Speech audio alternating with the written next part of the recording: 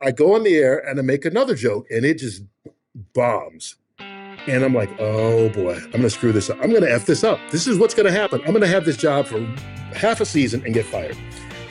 Everybody to this day, and we're 20 years later, brings up that Jacksonville, New Orleans finished, they call it the River City Relay, where they had all the laterals the Saints players did to score the touchdown. To this day, people bring up to me that game. And I did that game with you. And so that's the game that I will always remember. I grew up in Atlanta, single mom, 2 kids. We were poor. And I knew that I had to make it. If I didn't, I knew what was waiting for me back home and where I would go back to. You can't let people see you sweat.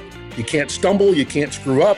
Those kinds of things. So that's happened a couple of times because I've done the Super Bowl. I've been fortunate enough to do it a couple of times. First of all, this is my voice. I'm Tim Green, and I have ALS. But this podcast isn't about ALS. I don't want you to feel sorry for me. I don't feel sorry for me. I'm a father of 5, married for over 35 years, a New York Times best-selling author, an NFL first-round pick, and a practicing attorney. This is Nothing Left Unsaid, where my son Troy and I sit down with extraordinary people for raw, honest conversations about life, its toughest trials, and greatest triumphs. My voice in today's episode is powered by 11 Labs. Curt Menefee is my old broadcasting partner, and now the voice millions of football fans welcome into their homes as the host of Fox NFL Sunday. He's not just the guy steering America's most watched pregame show. He's a storyteller, a journalist, and a man who spent decades at the intersection of sports, culture, and human drama. From covering Super Bowls to reporting from war zones, Curt's career has spanned far beyond the football field. Curt, you've seen the best and worst of people in moments of triumph and tragedy. When you strip away the cameras and the lights, what do you think those moments have taught you most about people and about yourself? Well, I guess first of all, thanks for having me. I'm going to have to hire you as my PR guy. You give me such good publicity. I sound like I'm actually accomplished something in life. So I appreciate that. To answer your question, I think what I've learned is that most people, hey, look, there's exceptions to everything, but I believe 99.9% of the people are trying to get by in life the best they can. Now, you may agree with the way they do it, or you may disagree. Some of them have scars from things that have happened in their lives that you have no idea about, that's turned them into maybe not the warmest person or a different person. But I think in the end, they're doing it because they believe it's the right thing to do. And I say the majority of people are truly like that. One of the things I like to do is I like to travel and for vacation, for work, etc. I've been to 96 different countries. And so I've seen people all over the world in different circumstances, different finances, war zones, the happiest place on earth in Scandinavia.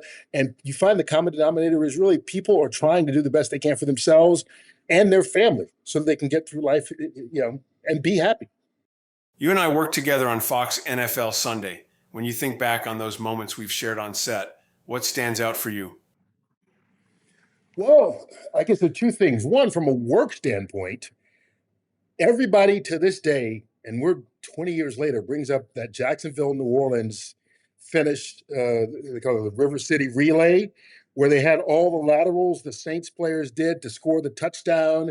And it was a game they needed to win to make the playoffs. And then they wound up, John Carney missed the extra point, so they lost 20-19. To this day, people bring up to me that game. And I did that game with you. And so that's the game that I will always remember. From a personal standpoint, I think I learned more about you, and don't take this the wrong way. I learned more about you after we worked together than I did when we worked together. And I say that being honest, when we worked together, you were married, you had a family, you lived in upstate New York. I was a single guy living in New York City, and we both were, working our tails off. And it was one of those situations where, for me, it was like, okay, on Fridays we go to do football, and we have dinner, and we have drinks, and then you go do the game on Sunday, and Monday you get back, and you kind of start the cycle again. But my focus was all about work and football. And again, I don't mean this in a negative way. You were always about your family. Football was a priority for you. Your work was a priority, writing books, those kinds of things. You're a hard worker. You still are to this day. But you always talked about getting back to your family and spending time with your family and seeing your kids play football on Friday nights and those kind of things. And I honestly have to say, I don't think I understood that then. I was in my late 20s, early 30s when we were working together. And when you're single, especially, you don't understand the priorities of family sometimes. And I think that once we were no longer working together, I matured. I got older. I was able to see the world in a different way. And I totally understood. And I go, that's what Tim was doing. That's what Tim was trying to teach me. And I think a lot of times in life, we learn lessons from people by their actions more than we do by their words. People can tell you something. What's the saying? A teacher is ready to teach when the student is ready to learn. And I think that's how it is or was with us, that I was not ready to learn at a younger age. And now that I've matured, I have. And I've learned so much from you just about family and being a father and a husband and those kind of things. And I try and take that in my life now. Hi everyone, it's Tim Green. I want to take a 30-second break from today's episode to ask a favor. My brand new middle grade novel, Rocket Arm, is out now. It's an action-packed sports adventure about courage, friendship, and chasing big dreams. If you've got a young reader who loves football or just a great page turner, I'd be honored if you grabbed a copy. Rocket Arm is available right now on Amazon. Pick it up today and share the joy of reading with someone you love. Link is in the description. All that stuff, Curt, I'm gonna echo. I'm gonna copy you with that stuff too, because there's so many things. Like I call my dad. I'm like, hey, remember when I was busting your chops about whatever? Thank you. You were right.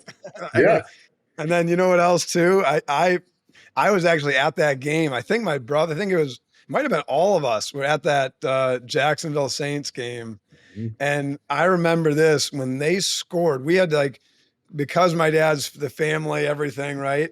We had and you remember this, every one of his flights was the minute the game ended, if we didn't haul out of there, we were going to miss the flight. Mm-hmm. And they had that crazy, I think it was 8 laterals or 11, something crazy.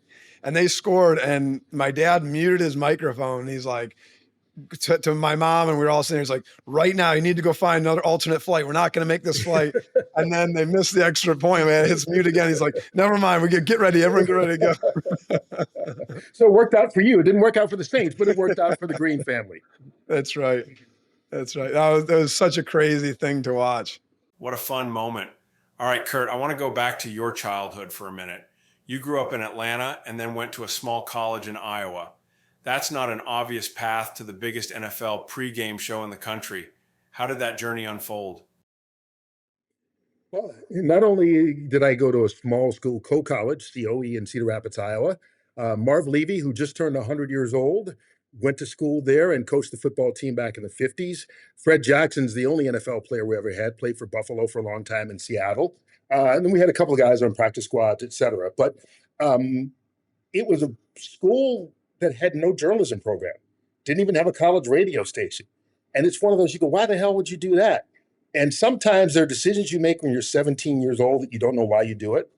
But in the end, it's Providence guiding you where you need to go. And that's what I look at. Now, I grew up in Atlanta, single mom, 2 kids. We were poor. And, bounced around, evicted from housing, all that kind of stuff. But I knew that education was my way out. I went to a large public high school. At least at the time it was large, a little over 2,000 students. And then I went to a college in Iowa that had at the time 1,200 students. We're up to 1,500 now. I'm on the board of trustees. But it was one of those situations where I knew that I wanted to get away from home and be on my own and be independent. And I knew that I had to make it. If I didn't, I knew what was waiting for me back home and where I would go back to. So I knew that I had to find a way to do what I wanted to do, whatever that was. At one point I thought, maybe I wanted to get into politics. I was a political science major when I first went to school. And then I wound up changing and becoming a history major because I loved writing and reading and comprehension. And so to backtrack, when I was 17 and I was looking at going to Co, among a couple of other smaller schools in the Midwest and the South, I fell in love with Co. But again, no journalism school, no radio station. I've never even taken a speech class there. But Fred Hickman, who was an anchor at CNN at the time, did sports. And he had gone to Co College. And so CNN was based in Atlanta. I picked up the phone. I called, left a voicemail for Fred Hickman. And so I'm just some random 17-year-old kid. He called me back the next day, gave me the lowdown on Cedar Rapids, on Co, and told me the differences between Atlanta and Iowa, and just what it was like to go to school there. Just a couple of differences. So yeah, a couple differences, a lot. We can get into that. But so the summer after my freshman year, I kept in touch with Fred. The summer after my freshman year, he helped me get an internship at CNN. And they were doing sports back then. So I would just, logging games, which means watching games and writing down, it was summer. So when a baseball run would score or a home run was hit, or it was the summer of the Olympics as well, just watching games and writing down notes for the editors. And when I went back to college that fall in Cedar Rapids, I hit up all the local stations and said, hey, I interned at CNN this summer. I'm willing to do anything. No one needed anything at that time. But one of the guys at the local stations there, John Campbell, who I just saw when I was back this May for a Board of Trustees meeting. I keep in touch with him.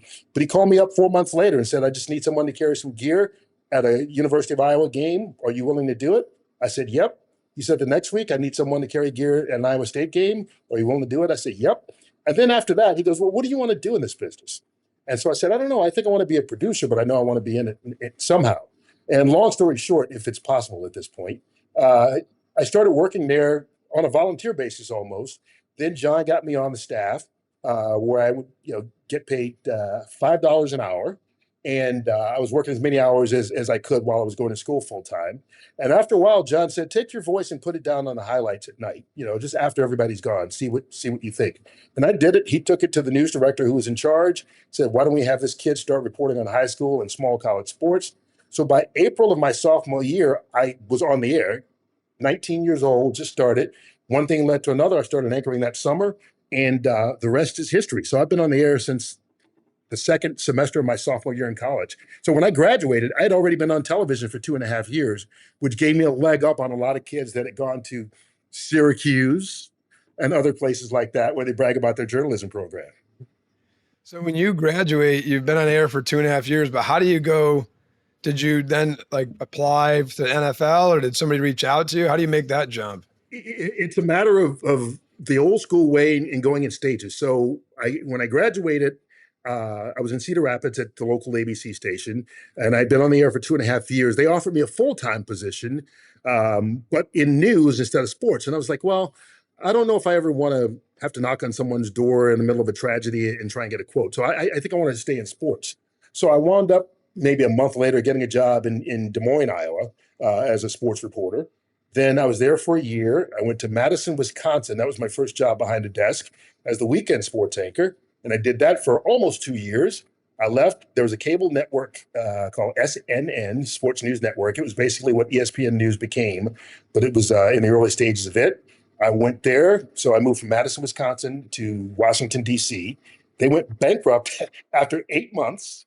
The Gulf War happened in 1991. So I was unemployed for 8 months.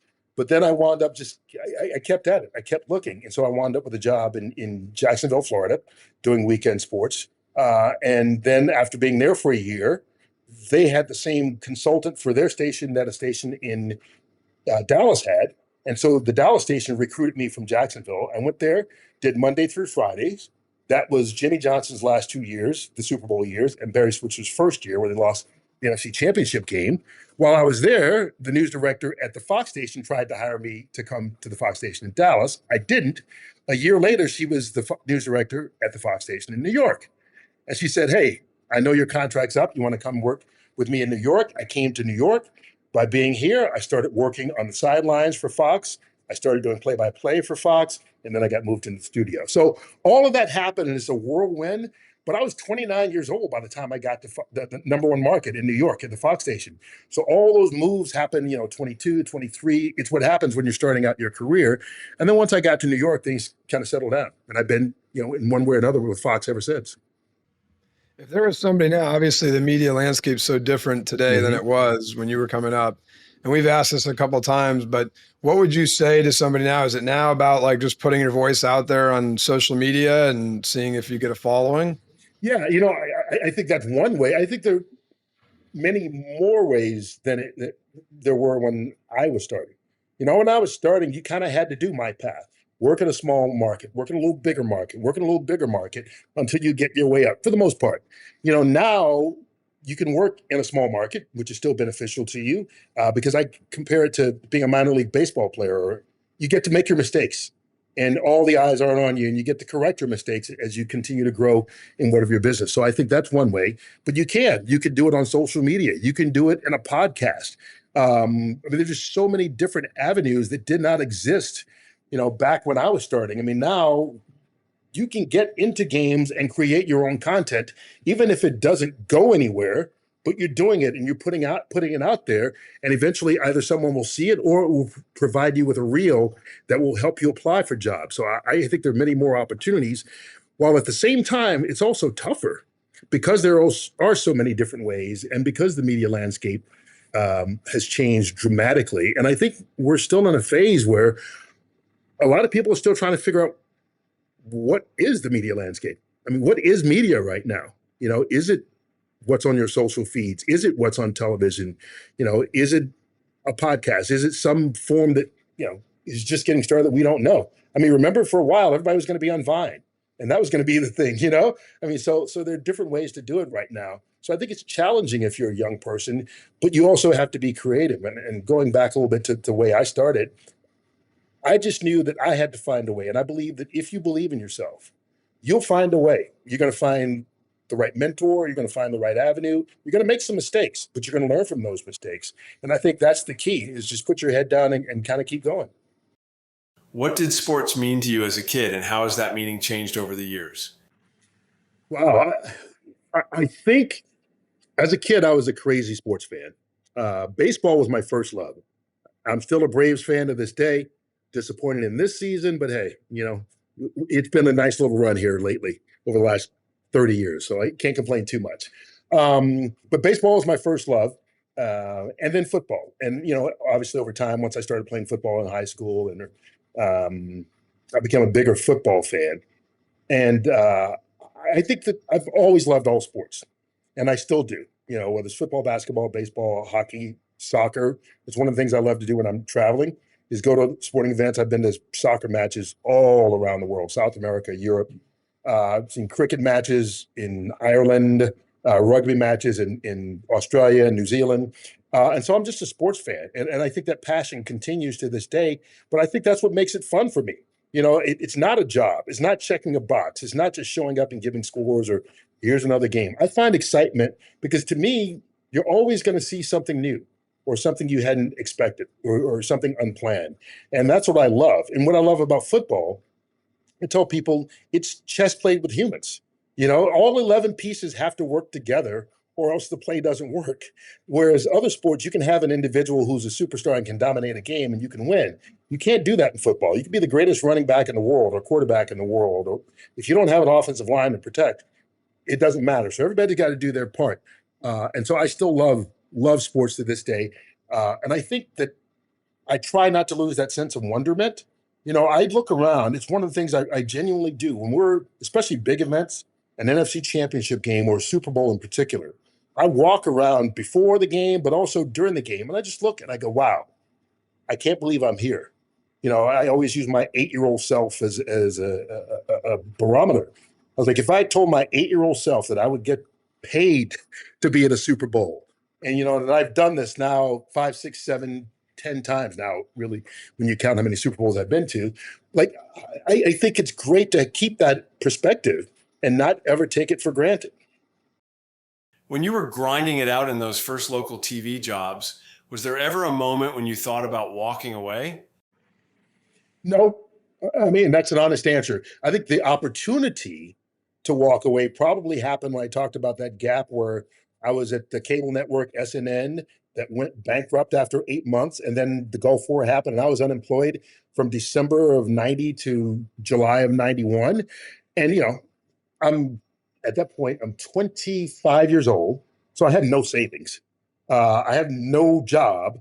And so it's a matter of trying to figure out, okay, what am I going to do? And I went and worked whatever I could do, and none of it was on television or on air. I moved back with my mom for a while. Then I moved with friends back in Wisconsin for a while.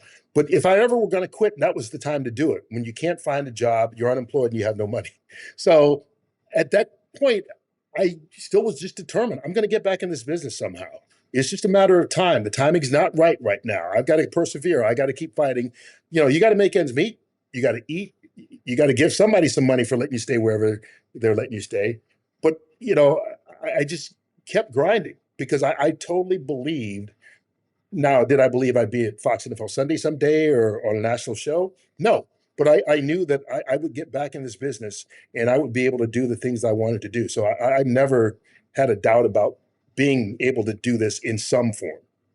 Well, now every Sunday you're steering a ship full of big personalities. Terry, Howie, Jimmy, Michael. How do you keep it all on track and still make it fun? Well, I think the fact that we've all been together so long helps. I mean, Michael's the new guy among the main guys. Gronk is with us from time to time. Or not, I shouldn't say from time to time. He's with us basically half the season.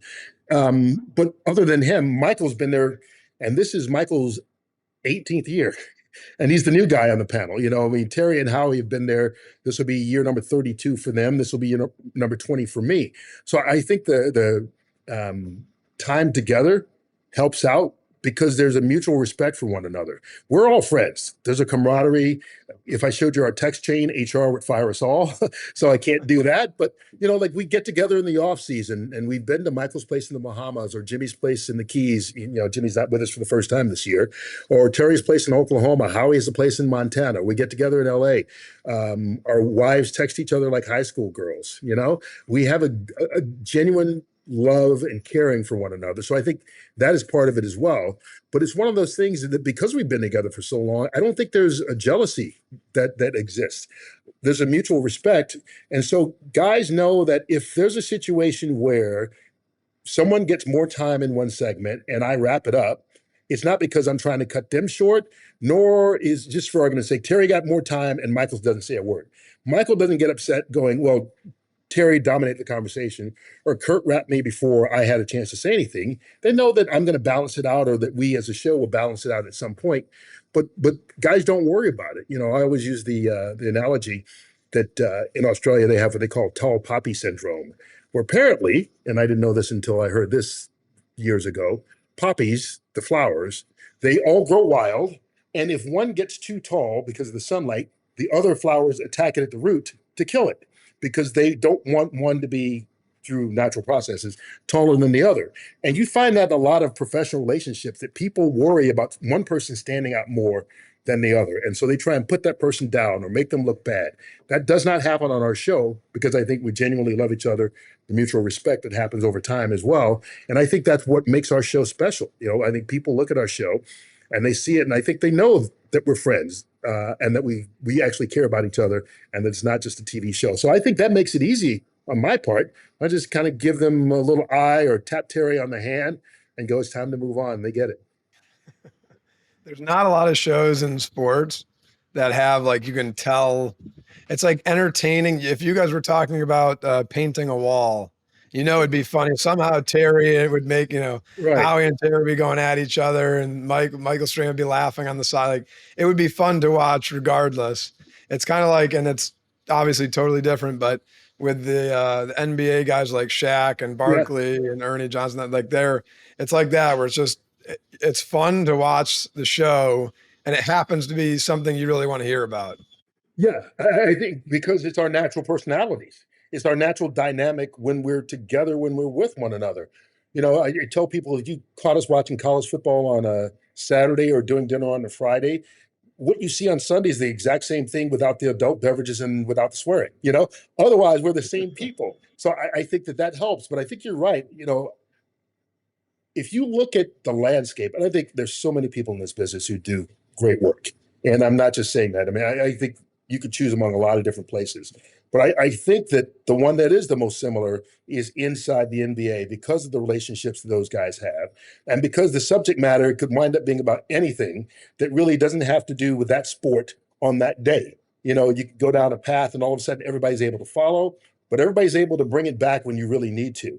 And I don't think there's a lot of shows that can do that without being scripted that way. I think a lot of them, okay, here the rundown is say, oh, we all laugh right here because you're going to tell that story. We don't even, we barely rehearse. What we do in the mornings we rehearse for the camera people and for the director, just so they know in this segment, we're going to be over here at the desk. In this segment, we're going to stand in front of the wall. This is going to be the graphics, those kinds of things. But the guys don't say what they're going to see on the air. I mean, Michael's told the story that his first day on the air, 18 years ago now, he thought he was being punked because we went to rehearsal and everybody said one thing. We get on the air, the first segment, nobody says what they said in rehearsal. And he's like, wait a minute, are you guys playing a joke on me? But that's just how we do it because we want the spontaneous reaction. I love the piece where you guys made up the tight end with Gronk. Yeah. Yeah. Rich Russo, who, by the way, is the director on the number one crew with Kevin Burkhardt and Tom Brady. His name is Rich Russo. So we just made that up. But it was, I think that's part of the camaraderie you see that exists. And we did that and we taped it one week and it wasn't ever supposed to make air. It was just an inside joke and we were going to have fun and just see how far Gronk would go before he realized that, there was no Rich Russo playing for the Dallas Cowboys. And he kept going and he kept trying to turn it back to guys he knew. And after a while, we couldn't hold it. Everybody's seen it. It's, gone viral. But we decided after we had seen it, because they edited and put it together and showed it to us, to put it on the air. And it was actually not even the same year as the following year, but it was so good that we decided to put it on the air. But I think that's just what we like to do. We have fun. And like I say, the prank that we play inside, and if there were ever a camera there, as I said, a lot of us would get in trouble. But we just have fun. I think that's what makes it fun for us. When we get together on a Sunday, it's a bunch of buddies hanging out. That's really what it is. I'm going to put you on the spot here, partner. What's a behind-the-scenes story at Fox NFL Sunday that fans would be surprised to hear? What's the behind-the-scenes story that fans would be surprised to hear? Oh, that's a great question. Because the reason I hesitate is because I think we are what you see. So I don't know what people would be surprised by. If I told you that that Gronk got fooled by something that he thought was real that wasn't, or Terry told us about something that screwed up on his farm that week and that we didn't believe it, fans would say that that's true. That's who they are. Gosh, I'm trying to think of a good one. Nothing. I mean, there's so many stories. I'm trying to think which ones that people would not believe that I can share. There's a difference. I can tell you ones that people wouldn't believe, but I don't want to get anybody in trouble. So let me think about that one. I'll put that one on hold. Yeah. You got me. I love that Russo and when I think it's Howie Long's like, or maybe it's Strahan's like, if he's only got whatever 8 fingers. Oh yeah. Do you remember your very first Sunday as the main host? What was going through your mind? Don't F this up. That was what was going through my mind, in large part because David Hill, who was the chairman of Fox Sports at the time, those are the words he said to me: don't F this up. So how can you not think about that when your boss tells you that? So it goes back to, it was 2006. And that was the year we decided to do the show on the road. James Brown had left, went to CBS, and they decided to have the hosting duty split between Joe Buck and myself. And so Joe Buck would do the first 45 minutes of the show. I would do the last 15. I'd do the half times, and then we kind of share the post game. It was not the smoothest operation, let's say it that way. And we were on the road all that year, kind of like, game day. And so they had to take it on the road because Joe was calling the games with Troy. And so we'd have to go wherever they go. So the very first week, well, let me backtrack. When I was told I was going to be on the show, that was when David Hill, I said, David, what's your advice to me? I mean, the show has been number one for 12 straight years. This would be the first change that they're going to have. What's your advice? He goes, don't F this up. I'm like, okay. All right. Thanks, boss. I appreciate it. So that's what's going through my head as I go on the air for the first time. We're in Jacksonville. And it's I believe it was a Carolina Panthers at Jaguars game, but it was hot, like one of those hot September days in Jacksonville. Everybody's sweating, pouring down on you. You're in a suit. We're in the sun. And all I can think is, okay, now how do I not screw this up while still, am I sweating because of the heat or am I sweating because I'm nervous? So I go in there, we do the show. I make this joke because everybody sees Fox NFL Sunday and the camaraderie and the humor and that kind of thing. And I make this joke about Terry and his divorces. And I'm like, okay, didn't go over great, but that's okay. I'm not the greatest joke teller. Maybe that's it. So the next week, it's week 2. I go on the air and I make another joke and it just bombs. And I'm like, oh boy, I'm going to screw this up. I'm going to F this up. This is what's going to happen. I'm going to have this job for half a season and get fired. And I was walking down the hall at Fox Sports, and there was a guy named Roy Hamilton, who was an old point guard at UCLA, played basketball there, and he was an executive at Fox at that point. Had nothing to do with Fox NFL Sunday, but he was in the building at Fox Sports. And he said, Curt, you got a second? And I go, yeah. And I went into his office, and I sat down. He goes, you got the job. Don't try so hard. And it was like the angels from the Hallelujah chorus sang. I'm like, oh. He's like, you're right. Let me stop putting pressure on myself and trying to do too much. Just relax. Be yourself. As you said, you got the gig. There's a reason they put you in that position. They think that you can do it. So it allowed me to kind of back off. And all the jokes, one, became more natural when I did it rather than forced in something I wrote on Thursday. But two, I didn't feel like I had to force it anymore. And that allowed me to be myself. And that was the last time that I tried to be something other than Curt Menefee. And I think that was a lesson learned for me as I matured and went to the next level of my career. So I thank Roy Hamilton to this day. Again, he wasn't even on our show, so there was no need for him to do it other than just the kindness of his heart to try to help somebody out that he saw was kind of struggling.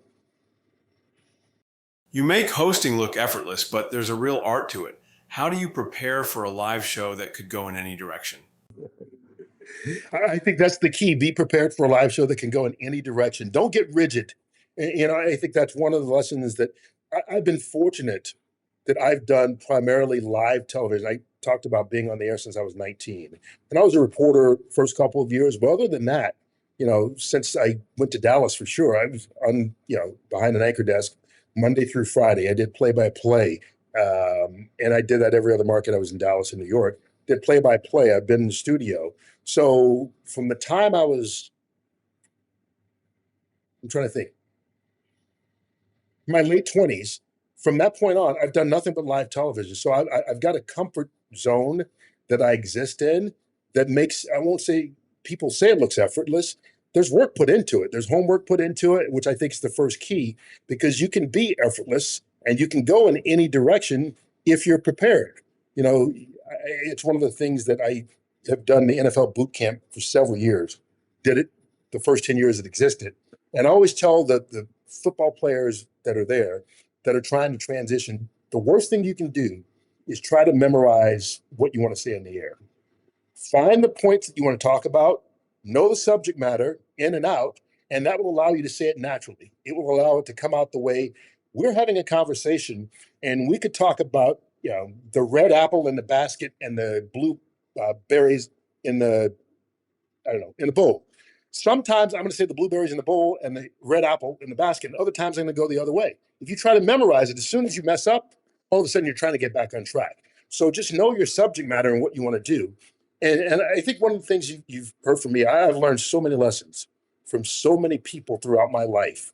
And one of the places that came from for me was when I was a senior in high school, when I was 17 years old. I interned in the mayor's office in Atlanta, and Andrew Young was the mayor of Atlanta, who had been the ambassador to the UN, a big part of the civil rights movement. And so I interned in his office, and one of the things I learned from him was that he never wrote a speech, or never wrote it down, I'll say it that way. He wrote talking points, and he knew his subject matter in and out, and what he wanted to talk about. And that taught me at a young age that you can do this, because we get so wrapped up in trying to write word for word and let me make sure this sounds the right way. If you know what you want to talk about and get the big picture down, then you can be in the moment. You can go with the flow. And I think that's what I try to do on the air, which causes people to say it looks effortless, but that comes from having done homework and studying the league and knowing stats and knowing players and knowing the rundown, which is, our map of where we want to go on a show. We want to talk about the Packers and Vikings here, and later on we're going to talk about the Cowboys and Commanders. So don't mix the two up. I know those things by heart and by memory by studying on Wednesday, Thursday, Friday, Saturday to be ready for the show, so that when it comes, I can just kind of go with the flow. What's the hardest on-air moment you've had to navigate without letting the audience see you sweat? On Fox NFL Sunday, the hardest moment I had to navigate without letting the audience see me sweat, probably, and it's happened more than once, when you do the Super Bowl and there's 150 million people watching the halftime show and it's not timing out right. And so all of a sudden they need you to fill for another 30 seconds or a minute, which is, well, if it's a minute, that's different. But 30 seconds, it's not long enough to go to one of the guys and say, hey, can you talk about something? I've got to kind of fill and get to the point so I can toss it to the halftime show and they can start that. And that's the biggest audience on television. Every year winds up being the biggest audience in television history because it keeps going higher and higher. So that's one of those that you can't let people see you sweat. You can't stumble. You can't screw up. Those kinds of things. So and that's happened a couple of times because I've done the Super Bowl. I've been fortunate enough to do it a couple of times. So that's probably the first moment that comes to mind for sure. What do you just have somebody pop in your ear and say, we need to, buy Yeah. 30 seconds? Yeah, exactly. Because the producer, our producer, Bill Richards, is in my ear telling me time cues and where to go next. And so the NFL for the Super Bowl is communicating with him. And sometimes because of a stage setup or who knows what's going on, they're like, hey, we need 20 more seconds. Okay. We had planned on, they have everything timed to the second. So we had planned on tossing up there at 23 minutes and 15 seconds. And all of a sudden they're like, oh, we need you to go 23 minutes, 35 seconds. But they may not tell you that until 30 seconds before that. So by the time he tells me, now I've got 20 seconds to realize I need another 20 seconds. So you kind of calculate, like, what can I say? How can I do it? And you have to keep talking at the same time. So he's talking to me, I'm calculating in my head and trying to sound coherent at the same time without letting anybody know that I'm stalling. So that's probably the biggest one because there's no time to bring somebody else in. If you got a minute, you can kind of toss to one of the guys and tap dance for a little bit. I've wanted to ask you about your book for a while. Of all the people you've interviewed for your book, Losing Isn't Everything, whose story stuck with you the most and why? Wow, I think two different people jump to mind right away. The first chapter is Calvin Schiraldi, who's a pitcher with the Boston Red Sox when they lost the '86 World Series to the Mets. Everybody talks about the ball in Game 6 going through Bill Buckner's legs, but when I went back to start writing the book, you realize Schiraldi was a reliever, came in, blew leads in both the 6th and 7th games, and wound up losing the series that Boston, had they won Game 6, would have won.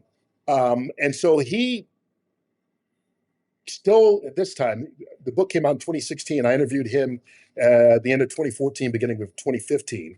And he was coaching high school baseball at the time. I don't know if he is now, but in Texas. And he was nice enough to sit down and allow us to interview him. And he talked about he still carried that burden.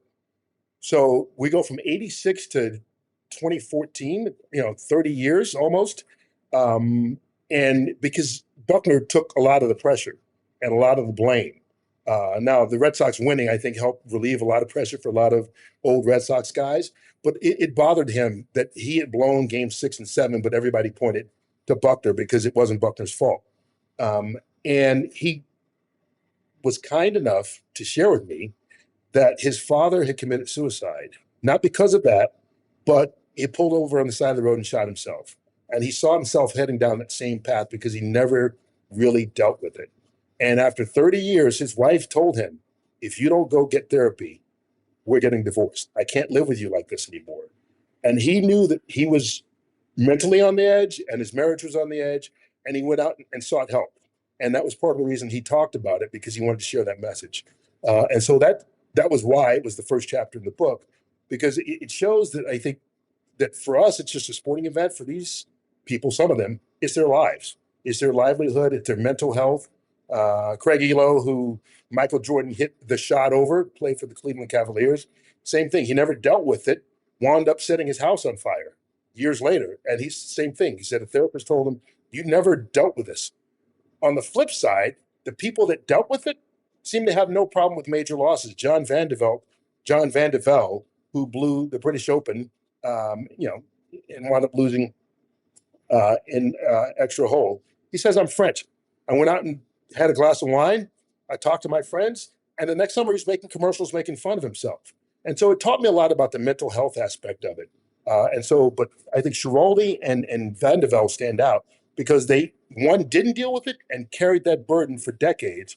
The other had a couple of drinks, made fun of himself, and he was able to move forward with his life. That is something that people always forget when you're watching games, that they're still just people too. Yeah, yeah. And we all make mistakes. We all have bad days at the office. We all screw up. And that was part of the impetus for me for writing the book. I wanted to find out what lessons we could all learn from people who have failed, if you will, on the biggest stage. Especially when you're a professional athlete, a lot of times you're in your 20s, maybe your 30s, but still you've got another 40, 50 years of your life to go. What lessons can we learn from them? Because we all, whether it's losing a job, whether it's screwing up with the kids, whether it's getting divorced, we all have adversity in life that we have to deal with. So what lessons can we learn from these people who've been in the spotlight for some of the worst moments of their lives? And so that was the impetus for me for writing the book. And that's one of the things I learned is really the mental aspect of it. It is so important. That's interesting. Have you ever had your own lost moment that taught you more than any win ever could? I think I go back to that period where I was unemployed for 8 months. And it taught me that I was committed to doing this job. It taught me the power of perseverance. So I think losing a job, being in your 20s, not having any life savings, and having to decide what you want to do and who you want to become, I think that loss taught me who I am, made me who I am. So I think that would stand out, certainly, for sure. You went back to school for a master's in public policy after decades in broadcasting. What pulled you towards that challenge? I mentioned earlier that when I originally went to college as a freshman at 17 years old, I was a political science major. So I've always had an interest in politics in some form or fashion. And I've always been a political junkie. So that part's always intrigued me. I also believe in the bad part about being on your podcast is I wind up talking about myself. And so I feel like I sound like an egomaniac, but trust me, I'm not. I genuinely believe, though, that I'm meant to do some good in the world in some way, some form, some fashion. And part of it is making people smile on a Sunday and having a good time and forget their troubles, maybe that they're going through, when life is hard and they just want to sit back and watch football and relax. When they're having trouble paying bills or life's adversities or unfortunate, circumstances happen with family. And so I do understand that there's a role there, but I think that there's a bigger impact that I can have, that I'm supposed to have. And I wanted to figure that out. And I for a long time, I thought that maybe there's a role for me in politics. I don't want to give up Fox NFL Sunday right now because I love doing it too much. But I want to make an impact on people's lives, and a genuine impact. I don't want to run for office to be in office. I don't want to be a politician to be a politician. And I think that we're at the point now, and I don't want to get too political, but at state and local government, you can make a difference in people's lives still. You can impact people's lives on a day-to-day basis in state and local government. Unfortunately, I think at the federal level, it's become so politicized. No matter which party you're in, you got to kind of toe the party line. That makes it hard to get things accomplished. And so I'm kind of wrestling with that after going back and getting a degree in public policy, because the reason for going back for me was that I'm fortunate enough by being in this position. Everybody loves football, no matter where you go. And so I'm able to talk to a lot of people. And for the last 3 or 4 years, post-COVID, I've gone to Washington every spring. And I met with a bunch of senators and representatives of both parties. And I've had it set up through some people in government relations. And I always say, I want to meet people that are not partisan crazies, is the best way to put it. That the people that are willing to actually discuss policy and that are moderate, and those are getting harder and harder to find. But I wind up talking to 7, 8 of them every year I go back. And that's kind of solidified the idea that maybe in Washington you can't do as much. But I've always been interested, and I figured if I want to talk to these politicians when I have their attention about something other than football and about how to try to make a difference, I need to understand what they need to go through, what their hurdles are, what they're facing. And so, at least I don't feel you can learn that simply by watching the news or reading the paper. I want to learn more about, we all have a loose sense of how government works, but about how public policy is implemented. And so that was the impetus for going specifically for that master's in public policy at Northwestern. When you meet with them, I don't know if this is too personal, but when you meet with them each year, do you try to go over like specific issues that you want to see them change, or is it just to like is it lighter than that? Is it more of a meet and greet, or what do you guys go over? Both, because you'll find some of them, and I get it, so I'm not faulting anybody. Some of them will go, hey, I've got 15 minutes, and you'll meet in their office for 15 minutes. Some will go, let's do lunch or let's do dinner. And if you've got more time with people, then you do the cursory, oh, you're a Packers fan. Oh, how are the Packers going to do this year? And you wind up doing that. Then you get to substantive issues. And some you just wind up, hey, this is a meet and greet. Hey, let's keep in touch. And they'll give you their number or an email or whatever, and you're able to try and keep it and then start developing a relationship. And you're using that first time just to kind of meet and greet, for lack of a better term, so that you can have a relationship with different people. And so I've had to go all different ways. And I don't try to tell anybody what to think or what my beliefs are. I have specific issues that I want to address with them. Most of them are things that are in the news at that current time, and just kind of see not only what they think, but how they see it working. Because I can tell you, and I don't want to say a name, but a couple of years ago, I was with someone who's a very high-ranking government official now. I'll just put it that way. And I was talking with him, and he goes, I would love to be more moderate.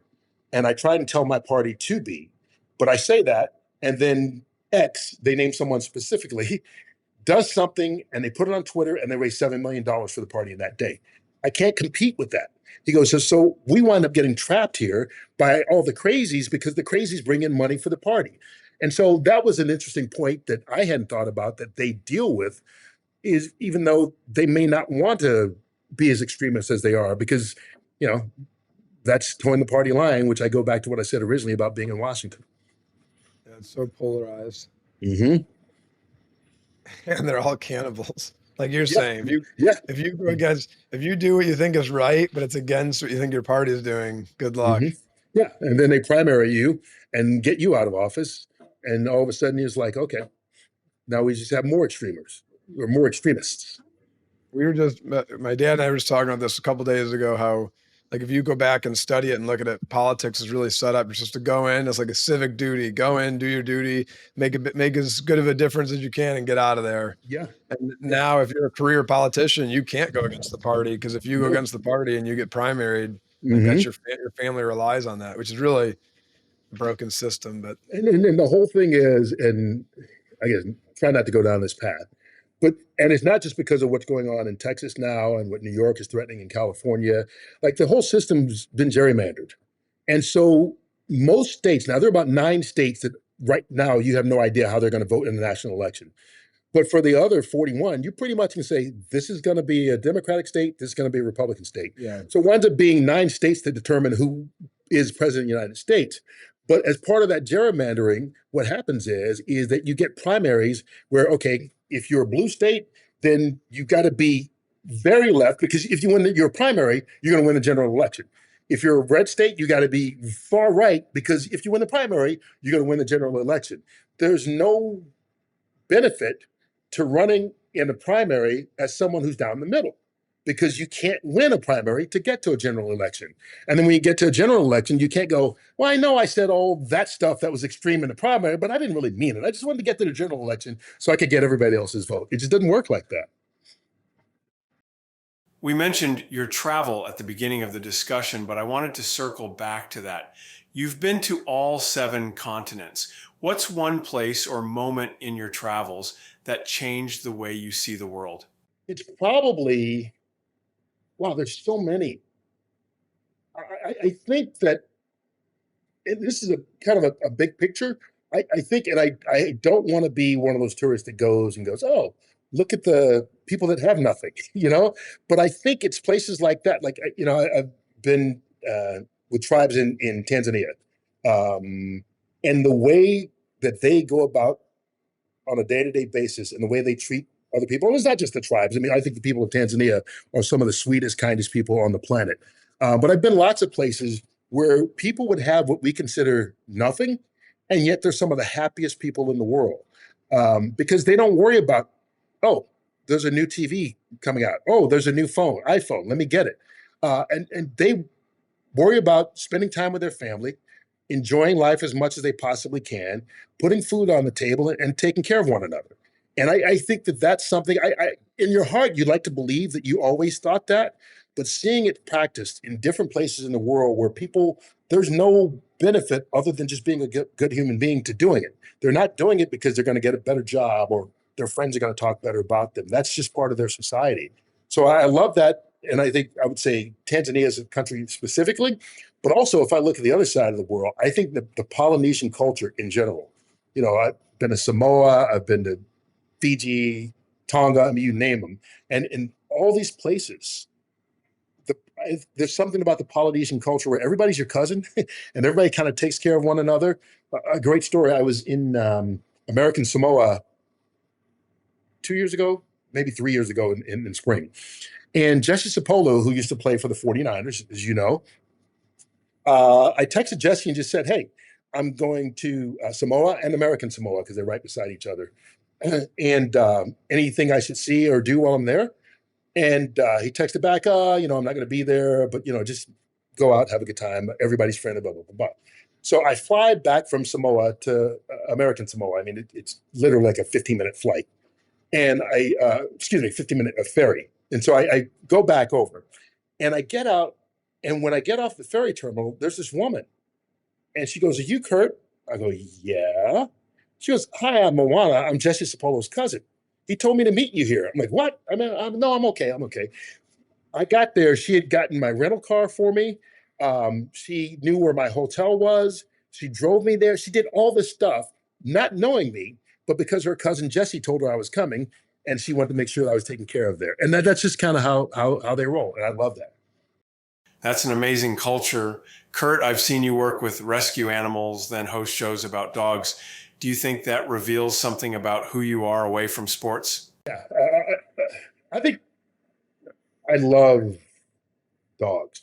I love all the dogs we have had are rescue dogs because there's enough of them out there, unfortunately. But no, I think it does. Because I think that the thing is, and it goes both ways, that dogs expect nothing from you.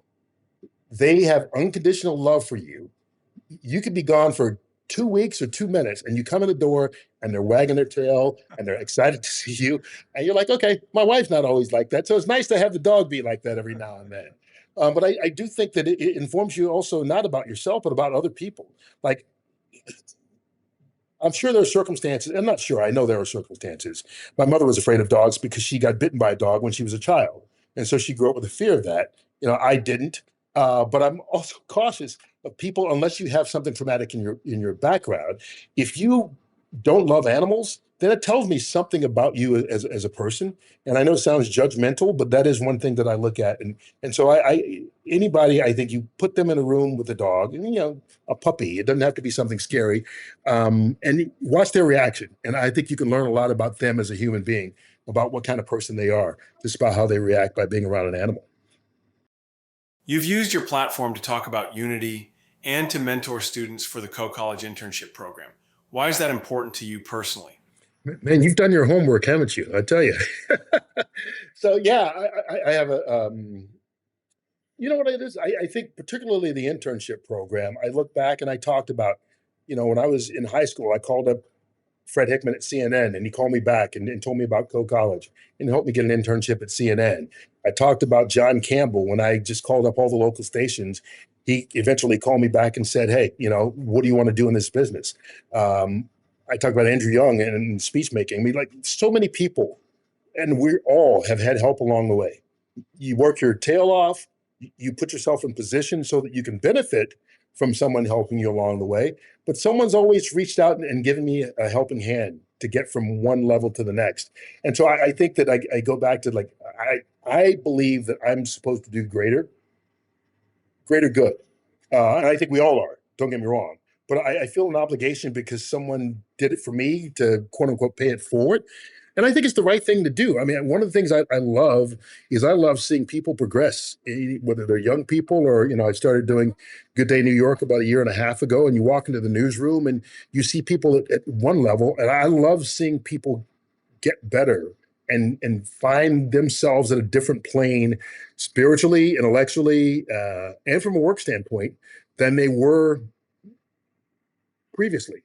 And not that I'm a savior or anything special, but I do believe that we as human beings, the best thing we can do is help someone else be the best that they can be. It's not just about me or my goals or those kinds of things. And I think when you're given certain opportunities, then you owe it to the world to give back to other people so that they can hopefully someday give those opportunities to the people that follow them as well. And so I think that's a big part of it.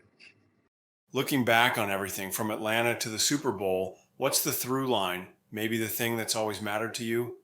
I think the through line through all of that is belief in myself.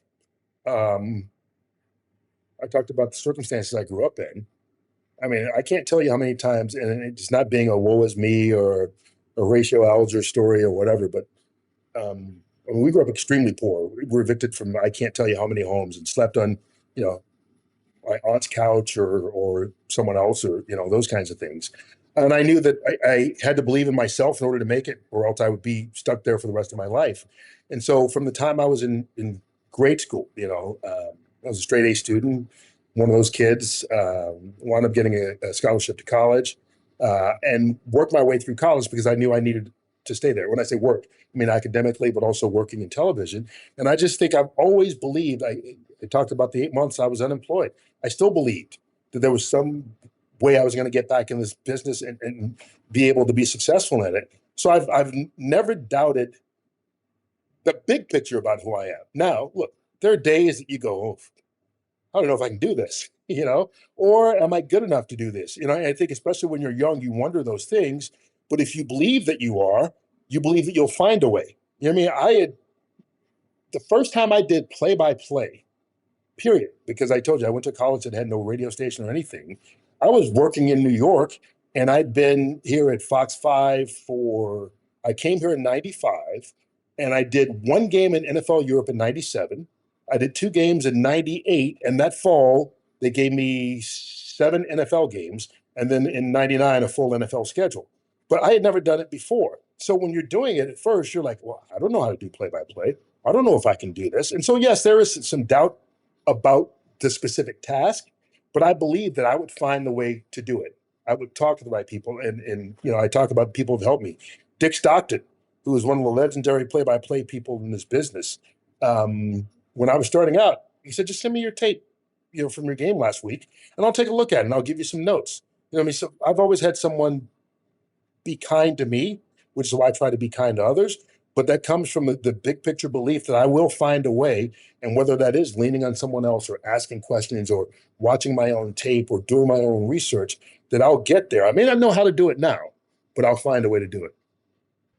Where do you think that self-belief came from? Because I think now, if I was a listener that didn't know you, I think it'd be like, of course, it's easy to believe in yourself now. You're on the #1 football show. But you're saying you had it as a 17-year-old when you really, if you looked at your circumstances, you wouldn't think somebody in that scenario or in that scenario would have that confidence. So where do you think that comes from? I think it comes from life experience. And I hate to keep leaning on the Atlanta thing and growing up, without a lot. But I think that it taught me I didn't have anything, so I had nothing else to rely on. I had to rely on me to get through it. And that was, okay, if you're going to go to college, we can't afford to pay rent. So if you're going to go to college, you're going to have to get an academic scholarship because I was not a great football player or anything.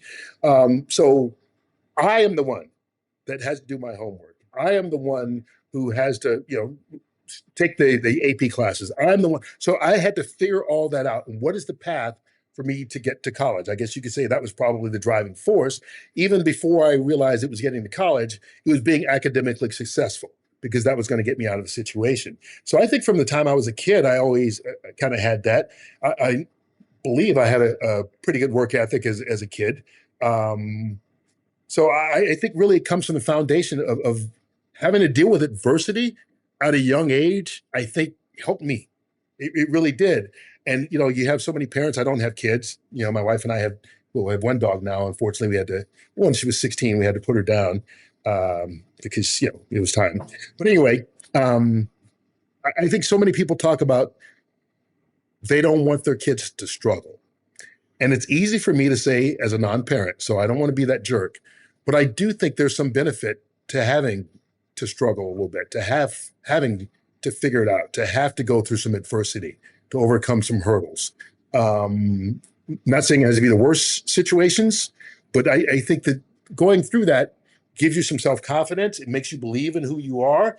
It makes you more sure about the goals that you want to pursue because you've had to fight to get there. And so I think that having that adversity at a young age really made me who I am today. It feels like there's like even a layer deeper though, because a lot of people that adversity breaks them, right? And I'm talking from the cheap seats. I lived an amazing childhood and life, but what do you think about yourself that when you had the eviction notices and you had all the challenges you had, that instead of kind of, I guess, taking a step back and maybe like feeling like a victim, you just said, I'm going to take this thing head on. Was it family support or was it success at things at a young age or coach or what was it? I think my mother instilled that in me, but part of that was because of what was around us. And I don't want to tell other people's stories, but we had a lot of people, family and friends, that were going back and forth to jail, that were having, addiction issues, that were having problems that my mother tried to steer us clear of and make sure that we were not around. But I also was able to see it. Just because you shut the window doesn't mean you can't see through it. So you may be a little separation there, but I could see it all around me. And I go, okay, if I don't do this, this is where I'm going to wind up. This is who I'm going to be. And again, my mother tried to push me as best she could. But I think that having witnessed all that at a young age and knowing that I don't want that to be me, I don't want to live that life, made me go, okay, how do I get out of here? How do I not live that life? What are the steps I need to take in order to get away from this, for lack of a better term? If you could go back and talk to that young Curt starting out in Cedar Rapids and tell him where you are today, what would he say? I would say to him,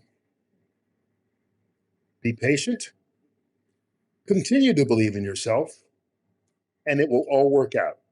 And it's not about being the host of Fox NFL Sunday when I say it will all work out. I have friends that are still working in Madison, Wisconsin, or Cedar Rapids, Iowa, or that have left the business, whatever. I think working out is how it makes you happy. And that's how I determine success. Success to me doesn't have anything to do with job title or finances. Obviously, you need, to be able to feed your family and take care of yourself. But success is about being happy in who you are as a person. And I think that would be the message that I would give the young Curt is if you keep persevering and you keep fighting, no matter where it ends up, you're going to have success because you'll be happy in who you are. It's easy, I guess, in some ways to say it when you're on this side, but I truly, truly believe I would rather have not gone as far being myself than succeeding, doing it someone else's way or trying to pretend to be someone else, because you can't keep that up. You're never going to be happy that way. You can't be happy living someone else's life. That person's already living that life. You got to live your own and make yourself happy. And so I think that that's what I would say. And I believe that person, that young Curt, would believe it, because I think that young Curt was wise enough to look at other people and say, okay, what messages of wisdom do they have for me? I may not do it the same way that they do it, but they're going to tell me some of the pitfalls that I might encounter and some of the ways that I can get around those. And so I think that young Curt would listen to old Curt, I hope. So young Curt had the self-belief we were talking about. When you were on that trajectory and you're in Grand Rapids and you're there, did you think I could be I could be on NFL, like not specifically NFL, but Yeah. did you think you could be big time, No, or did you? No. no, no, Okay. no, no. My goal when I was doing all that was, and I told you all the different markets I was in and worked my way up the Yeah. old fashioned way. My goal in each market was to be the best sports guy in that market. And I figured the rest would take care of itself. I never, when I was in Cedar Rapids, Iowa, or Des Moines, or Madison, Wisconsin, I never thought about working in New York or Dallas, top 10 market. I never thought about being on a network. That didn't even seem, I won't say it didn't seem real to me. It wasn't even on my radar. You know, I couldn't even think about it to dream about it. So I just wanted to be, okay, when I'm in Cedar Rapids, I want to be the best guy in sports on TV. When I'm in Madison, Wisconsin, I want to be the best guy in sport. And so that was always my goal. So it was competitive. You know, I looked around, and as I said earlier, I believe a lot of people who do a lot of good work. My goal was just, at least for myself, to feel that I was the best. And so that was what I tried to do in each and every market. And by doing that, I was fortunate enough to have some success and move on to the next market and the larger market and eventually to the network. But it was never about where am I going to end up, that I have to be in New York on television or I have to be at a network. So no, I always had goals, but it was never about a specific place or a specific market. Curt, when you and I were broadcasting, I told myself I was a Christian, but I didn't really live it. I'm not saying I was a bad guy by any means. I just wasn't doing that last step. This ALS diagnosis has obviously been a shock to the system, but it really has been a blessing in a few ways. One of those ways has been to revitalize my spiritual side. Are you religious at all, or ever faced anything that made you lean on your spiritual side? I tend to say that I'm spiritual and not religious. I don't go to church on a regular basis, but I say prayers every morning. So, you know, however you balance that, and I believe that there is a higher being, a higher spirit. You know, I think that this will make no sense, but I'm religious secularly. So I believe there are aspects of all different religions, whether it's Buddhism or Christianity. Uh, my wife grew up Catholic. I mean, there's so many different things. I think that the overall message is the same. And I think that's one thing that you learn. The path to get there and who you believe is leading you there is what's different. And so I look at the spirituality of it and try to be the best person that I can, try to do things the right way, try to treat people the right way. And as I say prayers every morning. So that I must believe something, but I don't. I mean, my grandfather was a fundamentalist holiness, which is an offshoot of the Baptist church. If you grew up in the South, you understand what it is. But preacher. So up until I was like 8 years old when he passed away, we were in church Sundays and Wednesdays, and actually twice on Sundays and on Wednesdays and that kind of thing. So I grew up that way. So maybe there is deep down, it's in me. So I consider myself though more spiritual, and I truly believe that there's a way to live this life, and there are obligations that we have to one another, and those obligations come from a higher being or a higher spirit. It may not be a person. I think it's a higher spirit, but that there's a calling that we all have. Now on to our final word segment, where we ask our guests a few rapid fire questions. What was the happiest moment in your life? The happiest moment of my life, and I know it sounds cheesy, but was the moment I married my wife. It was, I get teary-eyed thinking about it. I didn't marry her until I was in my 40s. And she's going to be mad that I can't remember exactly how old I was. But there's a joy to being with the person that you love more than life itself. And knowing that that person loves you back, that I can't express. And I know it sounds like I'm trying to do some romance novel or some rom-com, but I genuinely mean it. I have never, maybe the second happiest is when I'm back with her. By being on the road, sometimes we don't see each other for a couple of weeks, and then we're back together, and that just brings me pure joy. What is the biggest adversity you've faced? Biggest adversity I ever had to overcome, when it comes to one specific thing, I blew out my knee when I was in 8th grade. And it taught me that I was not going to be a professional football player. And so I've got to figure out, what else do you want to do with the rest of your life? So that would be it. And then from a professional standpoint, I talked about those 8 months that I was unemployed between jobs, and I had to figure out, do I want to continue doing this while at the same time having no place to live and no money in the bank? What are you most excited about? The reason I laugh is because you're going to think that I'm full of crap or I'm the hopeless romantic, and I'm not. I am looking forward to spending more and more years with my wife. And I know it sounds bad, but I think part of that is I didn't get married until my late 40s. And so there are times that there's a sadness to me. I wish we had met when we were in our 20s so that we could have more years together. But if I were in my 20s, then we wouldn't be who we are. So the timing of it was right. And so I just look forward to spending as many years together as we possibly can, because it brings me, as I said earlier, pure joy just to be with her. And part of that is traveling the world and playing tennis. She's got me playing tennis now, and doing those kinds of things that you do together as a couple that I feel like we missed out on in the early stages of our young adulthood. Am I being too sappy? No, it's good. You have to show her just this part of the podcast. You get some point. Yeah, I'll show it to her. Please send it to her.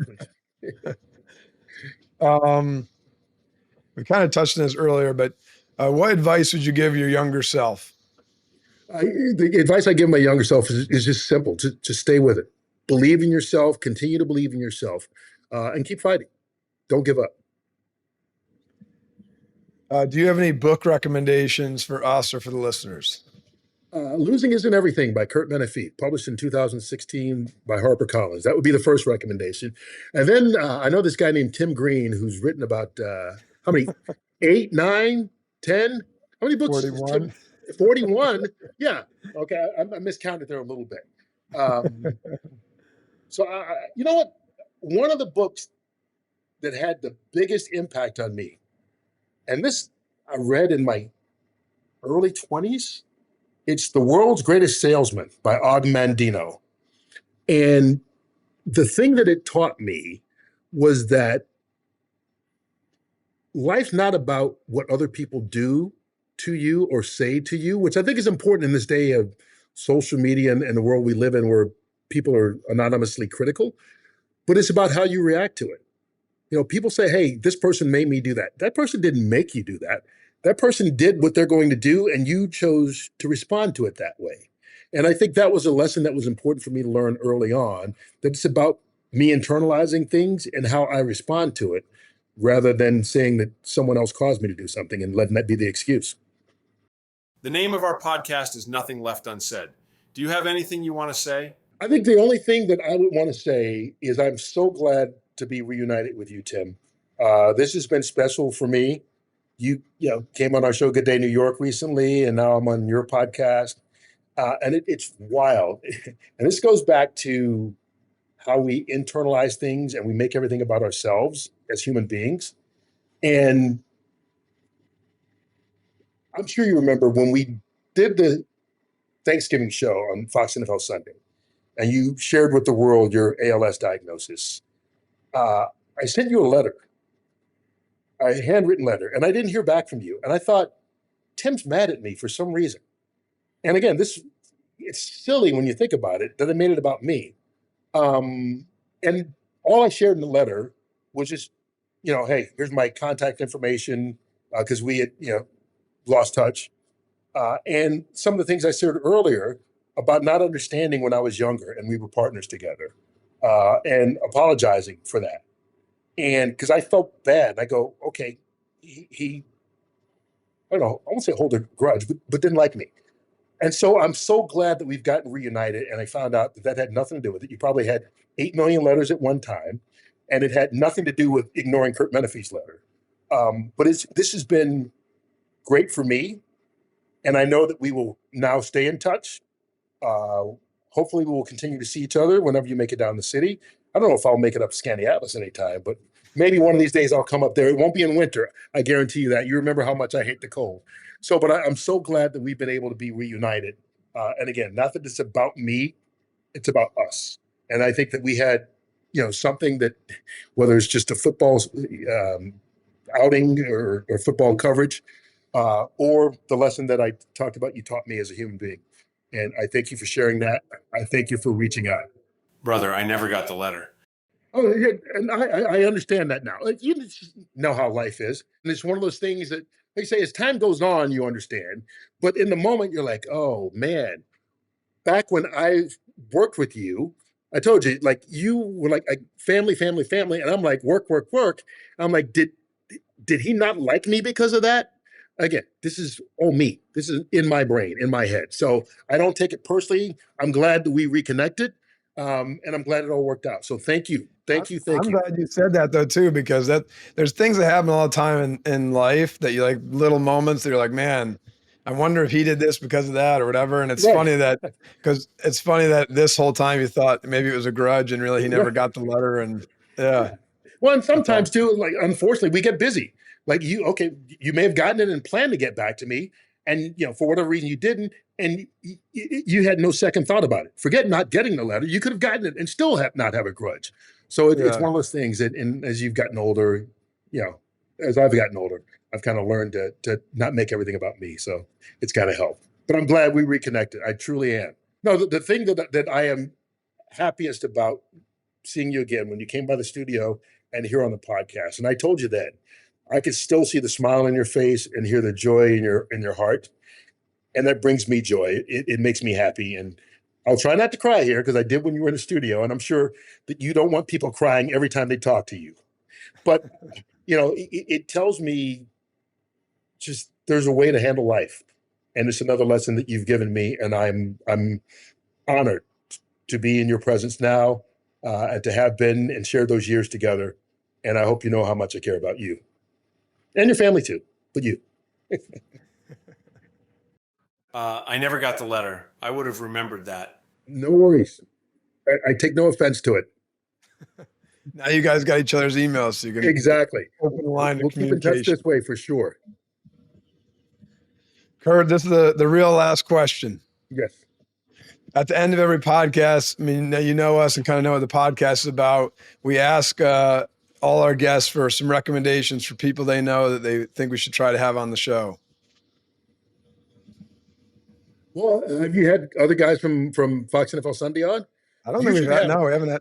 You should No. have Bradshaw on. Bradshaw is a big Tim Green fan, always has been. And I'm being serious about that. And he'd Yeah. be gregarious and fun and that kind of thing. So I think he would be the number one guy you should try and have on. Yeah, that's a good one. And he was there back at the beginning when you were as well. Love you, Curt. I'm so happy for you and proud of you. I always have been and will be sure to stay in touch. Well, I share that feeling, always.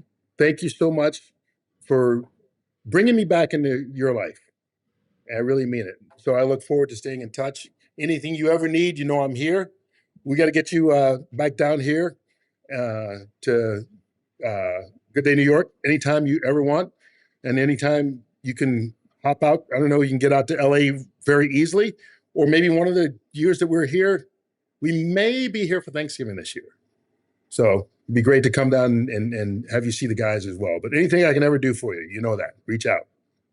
Curt, I can't thank you enough for joining us today, not just for sharing your stories and insights, but also for your friendship. You've always been one of the genuine good guys in a business that doesn't always make that easy. I'm grateful for your time and wishing you nothing but continued success, happiness, and health in the years ahead. And I'll be cheering for you every step of the way. God bless. I'm cheering for you every step of the way too, brother. Thank you so much. It was fun.